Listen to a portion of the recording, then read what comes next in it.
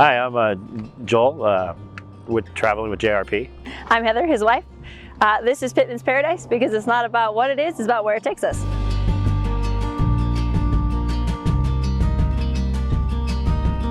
We've done this kind of in like little chunks. 2017, we did 3 months in a tent over 20 states with all 3 of our kids, and we just loved everything about it, but we didn't like set up and tear down, so we got the trailer to kind of do that. And then we went back to where we were living, and we were supposed to just wait until we were able to get like a Class C, or we weren't sure what we were going to do. So this actually was not the original plan to like live in it. It just kind of happened.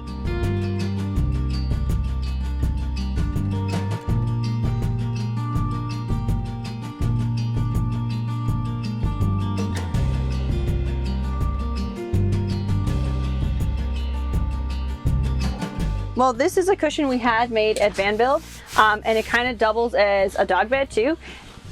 And our hidden genius, it fits here, it fits in front of the door, and then in front of the cabinets as well. So this is our shower toilet area.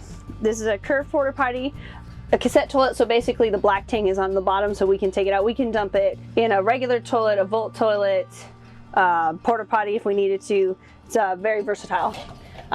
Anyway, so it comes out and we come in to shower.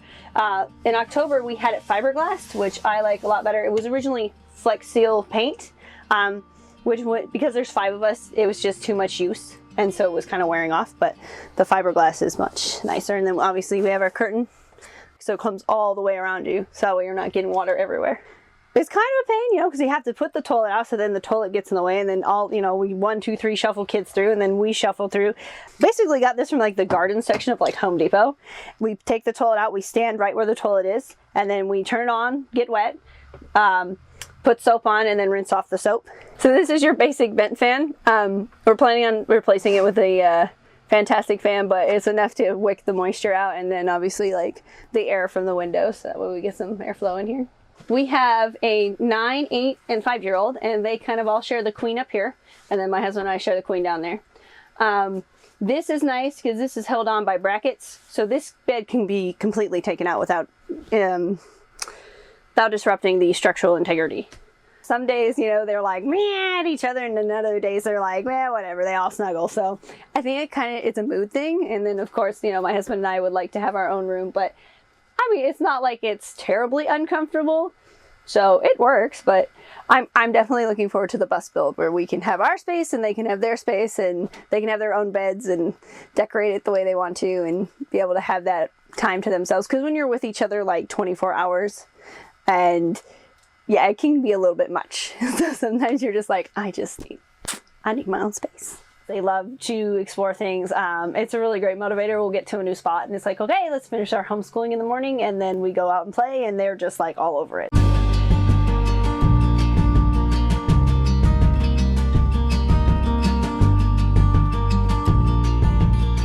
This RV fridge is actually over 40 years old. We got it out of a Broham motorhome, and it's gas and electric.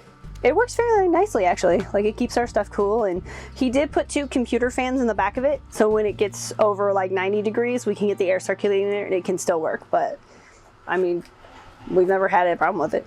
So this size does not work for a family of 5. I mean, we can make it work, but yeah, we have to like go shopping more often. So if we're in an area that doesn't really have grocery availability, it's not, you know, we have to eat more canned food at that point. But again, it works, but yeah, I would not recommend this size fridge for a family of 5. Definitely not.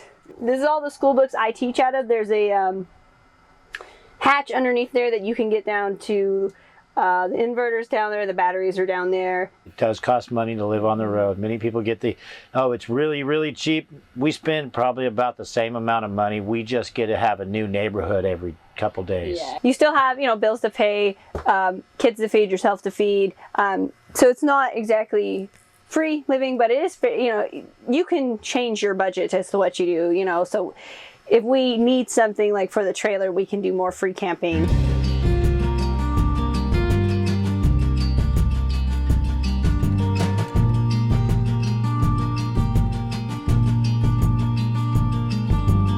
kitchen area. I love all the counter space. We actually have more counter space in here than we did the house we were living in.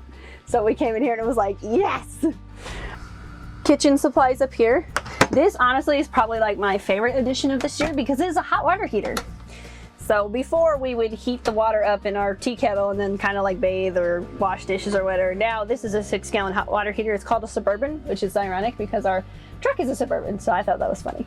It does electric and propane. Usually we run it off propane just because it's more efficient that way, I think. Same thing with the fridge, it runs more efficiently on propane. Our sink and our shower, they're all plumbed to our 40-gallon gray tank underneath. The sink works really well because you get we just soap, wash it, and then like transfer it over and rinse. So I like our sink. And then underneath here is our shoe and trash storage, which always seems to be a problem in RVs. So I'm really glad we at least have that covered. I like our baskets too. We put, our fruits and vegetables and bread in our baskets, and they're screwed into the wall, so we go down the road and they stay put. Up here, I have some of my school supplies up here. Toothbrushes, his coffee. The drawer system is great. Like, this is all of our, kitchen utensils, but this storage goes all the way in and then it goes all the way over. So as you can see, we have lots of things, our games down there. I've got my tackle box full of art supplies, school supplies, and then our food that doesn't need to be refrigerated. So this is where Joel and I keep our clothes. If you look at our shelves, you can tell who's the messy one, who's the clean one, because I gave up, man. He has his own shelf, he takes care of it. And then this is all like our sweaters and jackets we just kind of shove in there. And then we have our bathroom stuff, which is right next to our bathroom area. So it kind of goes together. 12-volt TV, it's an RCA. It's on a pivot, swivel. Moves all around. And then I have it connected to a laptop through an HDMI and then a wireless. We watch DVDs through there, and we could prop it up so the kids could watch it back on their bed. So basically, it works all like that. And then I got an inverter, small inverter here to power the laptop, and the TV's running through its own circuit. But then I got USBs so I could plug in like your Fire Stick, whatnot, through to power them through there, and then 110 also. So I have 3 different types of power supplies there. It works real good.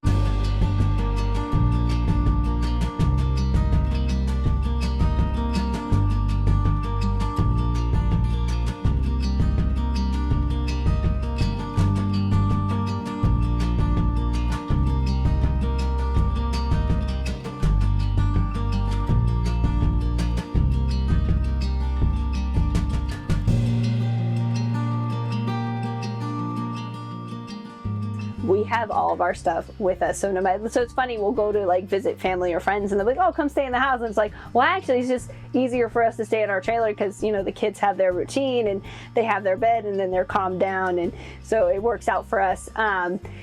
It's definitely made traveling like 110% easier.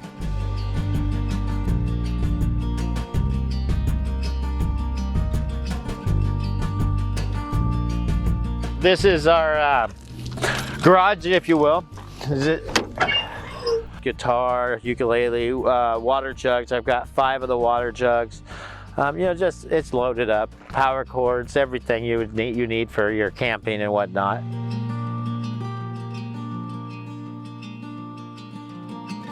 Trailer hitch here, receiver hitch to be able to put our bikes on. These are shed windows. They're like $27 a piece. And then, when it rains, we can leave them open. And, the rain just drips off. Doesn't get hot in there because we can leave them open. We have lead acid batteries, so that's a vent for that. The water, we can, hook up for both.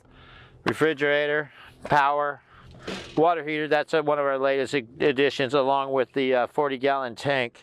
We flipped the axle. We gained like 6 inches. You could actually see, well, I guess it's pretty dirty. We've been out when, some BLM land enjoying the countryside. But yeah, so it used to sit about there. And it gave us 6 inches of clearance. We actually had bottomed out last year out on the road, so we have not had that problem this year. Added a nice Reese weight distribution hitch just for comfort of driving down the road. It balances that out a little bit. It's a little front heavy due to the fact it's made to haul like a side-by-side in the back, and the tongue weight's already heavy. Not realizing how heavy it was when I started. I am a little heavy, so the weight distribution solved the problem. the cheapest tarps I could buy because I end up having to replace them quite often. Like this one's already starting to rip. These are just painter poles picked up at Lowe's. So basically the whole thing had come from Lowe's. It's just some hooks here on the trailer. Real simple. Our map of all the states we've been to.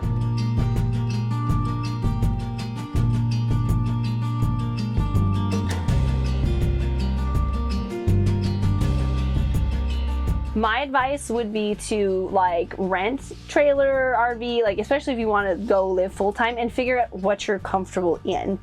Because a lot of people will get these big monstrous things, or they'll get things that are too small for them. So you have to find out what your harmony is. People will go out and they'll buy these, you know, monstrous fifth wheels and Class A's and this and that, and then they'll realize like it's a lot of work. Or it's just too big to maneuver with, or they'll go on the other side, they'll buy something way too small, and then they'll just get flustered and not want to live in it.